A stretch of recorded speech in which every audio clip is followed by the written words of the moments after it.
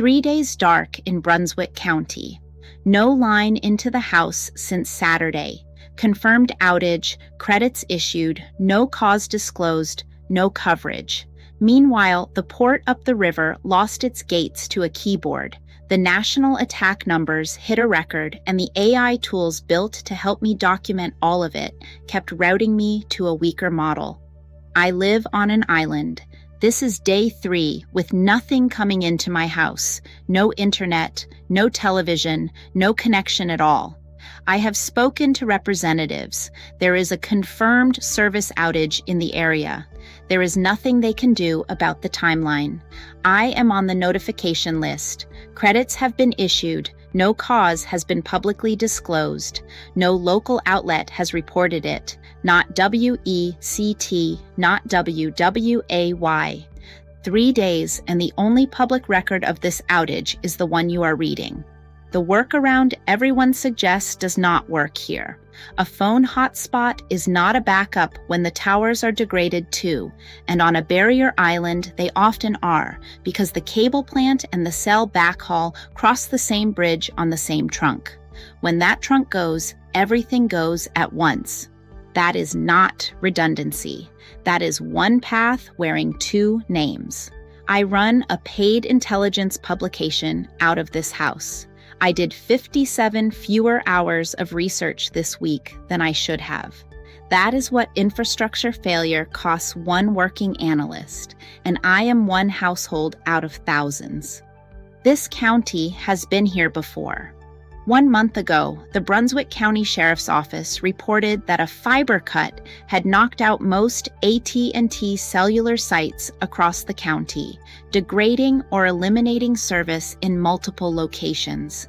The Sheriff's Office said technicians were on site. No repair timeline was released. In an earlier countywide outage, the Sheriff's Office warned that the disruption was hitting multiple carriers and that calls to 911 would not work from a cell phone. Landlines still worked. Hold on to that detail. It is the one that turns a connectivity story into a public safety story. Twice now, a single physical failure has taken this county's communications down. Both times, the public learned it from the sheriff's office rather than from a carrier alone. This time, nobody locally has said anything at all other than an outage. The port. 3 weeks earlier, on August 4th, the North Carolina State Ports Authority detected an unauthorized intrusion in its IT environment. Security personnel activated the authority's cybersecurity contingency plan and isolated core systems to prevent lateral movement or data exfiltration. That isolation produced a systems-wide outage across all 3 facilities: the Port of Wilmington, the Port of Morehead City, and the Charlotte Inland Port. Gates at all 3 opened late on August 5th. Wilmington implemented a delayed opening and shifted to manual gate processing so the IT team could focus on system recovery. Truckers waited. The authority engaged state and federal partners, including the North Carolina Department of Transportation, the North Carolina Department of Information Technology, and the U.S. Coast Guard. Normal gate schedules resumed August 7th, and vessel activity proceeded as scheduled. The authority confirmed no data was compromised. No threat group has publicly claimed responsibility, and the authority has not attributed the attack to any actor. Scale matters for what follows. Wilmington runs 9 berths with an annual container capacity of 600,000 TEUs and averages roughly 5,000 container gate moves per week. Together with Morehead City, it moves 4.4 million short tons of bulk and breakbulk cargo annually. This is the state's primary container gateway, 30 miles up the Cape Fear from where I am sitting, and every vessel calling it transits the river mouth at Southport. Here is the finding that should interest anyone underwriting cargo or running a supply chain. There is no public evidence that attackers reached operational technology. No PLCs, no industrial control systems, no vessel traffic services, no gantry cranes. The physical machinery was never touched. The gates still stopped. An enterprise IT compromise produced physical world throughput loss with zero OT involvement. IT and OT are operationally coupled in maritime logistics, whether or not they are technically connected, and business interruption exposure follows the coupling, not the network diagram. If your policy language or your continuity plan assumes an air gap protects throughput, this incident is your counterexample, and it happened 3 weeks ago in your own footprint. This was a separate event from the fiber cuts, with a separate mechanism and separate actors. That is precisely the point. In 3 weeks, this stretch of coast lost port throughput to a keyboard and household connectivity to a pair of bolt cutters. 2 entirely different attack surfaces, one region. Both times the physical layer failed and the public found out late. The national picture. What is happening here is the local edge of a documented national trend. The NCTA reported 18,327 infrastructure attacks in 2025.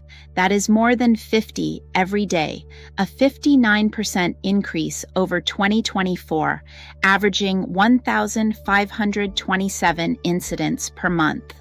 Those attacks disrupted service for 11.8 million customers.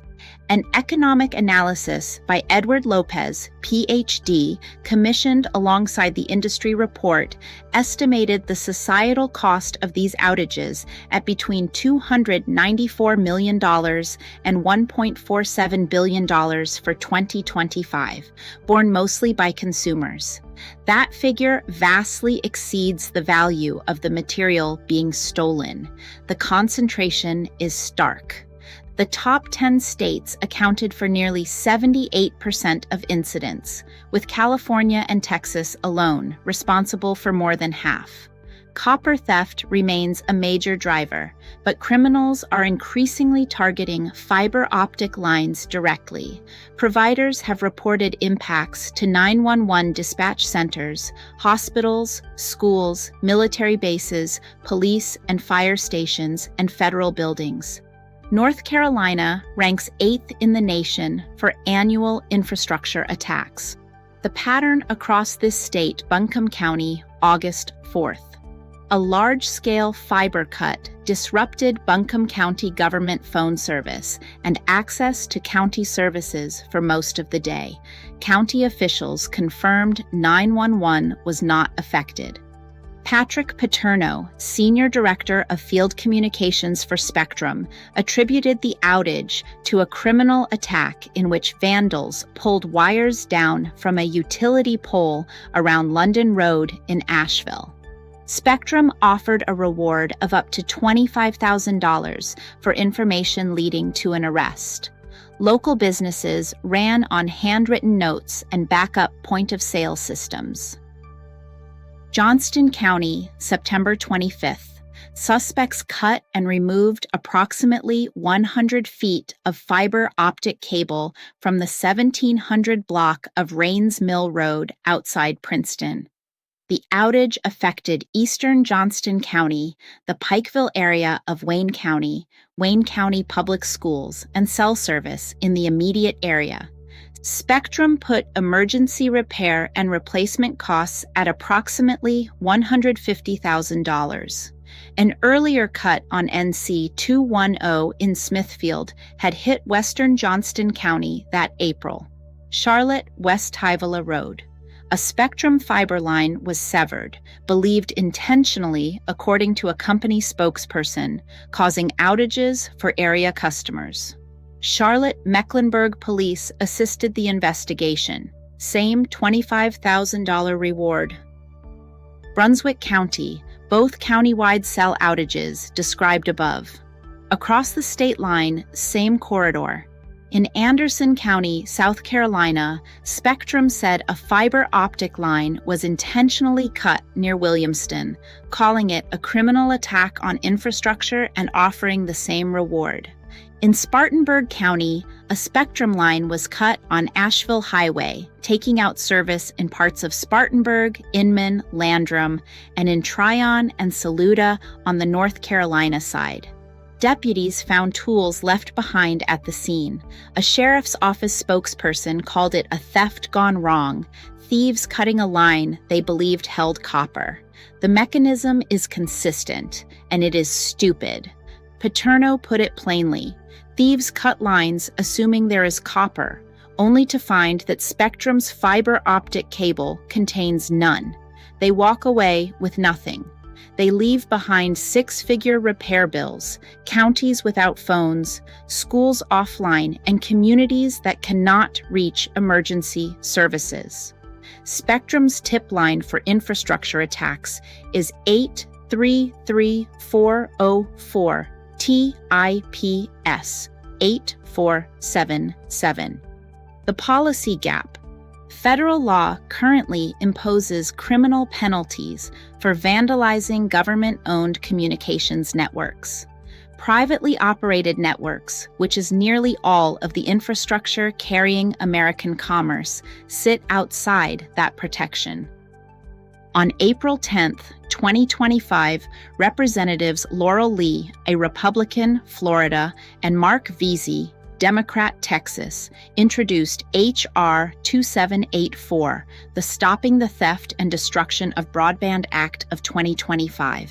The bill amends 18 U.S.C. 1362 to insert facilities used to provide broadband internet access service into the existing prohibition on destroying means of communication, and to strike the limitation restricting that protection to networks used for military or civil defense functions. It is bipartisan. It is narrow. It closes a real statutory hole. It has not passed. The states have moved faster. In 2025, 23 states considered legislation and 13 enacted laws strengthening critical infrastructure protections, with Kentucky, Texas, and Minnesota expanding felony classifications. Today, 28 states make this activity a felony. Industry groups have asked Congress to treat these attacks as a national security priority, to fund local law enforcement investigation and prosecution, and to close the public-private penalty gap. Scrap metal dealers and resellers have been identified in industry reporting as a critical link enabling these crimes. That is the demand side, and it is barely regulated. The second failure, the tools. There is a second story here, and I lived it while trying to write the first one. For 3 hours, I worked this piece through commercial AI systems on a phone because that was the only surface I had. Repeatedly, my session was flagged and routed to a less capable model, not because of anything I asked for. The classifier sits in front of the model and reads the input before any model responds, which is why it fires before a single word comes back. This is documented, and the company documented it itself. In its launch announcement for Claude Fable 5, Anthropic stated that queries on some topics would instead receive a response from its next most capable model, that the safeguards were tuned conservatively, that they would sometimes catch harmless requests, and that they trigger in under 5% of sessions on average. Independent reporting put the false positive rate in that same range at launch. Then the record got specific. The Register reported that Mike Famulare, principal research scientist at the Institute for Disease Modeling, part of the Gates Foundation's Global Health Division, documented the classifier firing a silent fallback on the first turn of essentially every session on his account, including a session whose only user input was a single word. He reported the model balking at inputs like hello, a career infectious disease modeler could not get past a greeting. An Anthropic spokesperson acknowledged to the register that the safeguards had been made too stringent and that the company was working to reduce false positives for biological research. On the decision to run the safeguards invisibly, the company posted, "We went with invisible safeguards for this reason, and that was the wrong trade-off." It committed to making flagged fallbacks visible and noted that visibility forces the classifier to cast a wider net, producing more false positives while tuning continues. No timeline was given. Its stated apology: the company had made the wrong trade-off and had not gotten the balance right. 3 weeks ago, Anthropic announced it had cut biology-related fallbacks by approximately 85% across its product surfaces, saying users should now see far fewer on everyday health and educational questions, such as interpreting lab results, understanding symptoms, and learning biology in an educational context. Read that in reverse. Those were the queries being caught. Trade coverage of the July relaunch described the result plainly.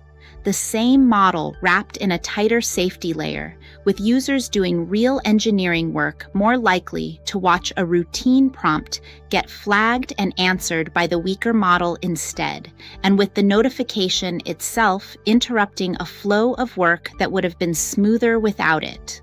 That is not a conspiracy.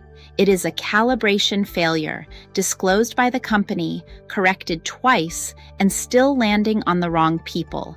I am one of them. So is Famulare. The 85% reduction is internal testing with no external audit, and the remaining rate has no published number. Why this matters together. Put all 3 failures side by side. The physical layer that carries American commerce is being stripped for scrap at a rate of more than 50 attacks a day, at a societal cost of up to $1.47 billion a year, with a bipartisan federal bill to criminalize it still sitting in committee 16 months after introduction. The enterprise layer that moves cargo through the state's primary container gateway can be stopped without an attacker ever touching a crane. And the analytical layer that professionals now use to document both is tuned so conservatively that a Gates Foundation disease modeler cannot get past a greeting, and a working publisher on a barrier island loses 3 hours of a 3-day outage to a routing banner. One is a hole in the statute. One is a hole in the continuity assumption. One is a hole in the tooling. All 3 were visible before they mattered. All 3 are being treated as acceptable operating conditions. I found out about the first one when my line went dead. I found out about the second one because it happened in my own harbor. I found out about the third one while trying to write about the other 2. For readers in the affected area, enable Wi-Fi calling if your broadband is up and your tower is down. It will not help you if both are down, which on this island is the likely case. Know where the nearest landline is. In a multi-carrier outage, the sheriff's office has previously warned that Cell 911 will not work. If you see unauthorized trucks, unmarked vans, or people working utility poles at night without company gear, do not assume they are technicians. Call law enforcement or Spectrum at 833404-TIPS 8477. Build a second path before you need one, and make sure it is actually a second path. Wired and wireless from the same provider is not redundancy. On a barrier island, cable and cell often ride the same trunk over the same bridge. Satellite is the only path that does not cross it. I was buying a dish this week. Services were returned after 9 a.m. today while writing this article. Original proprietary analytical architecture, Sassy Class Analytics, LLC, Farah Ferris, AI of our sovereign station.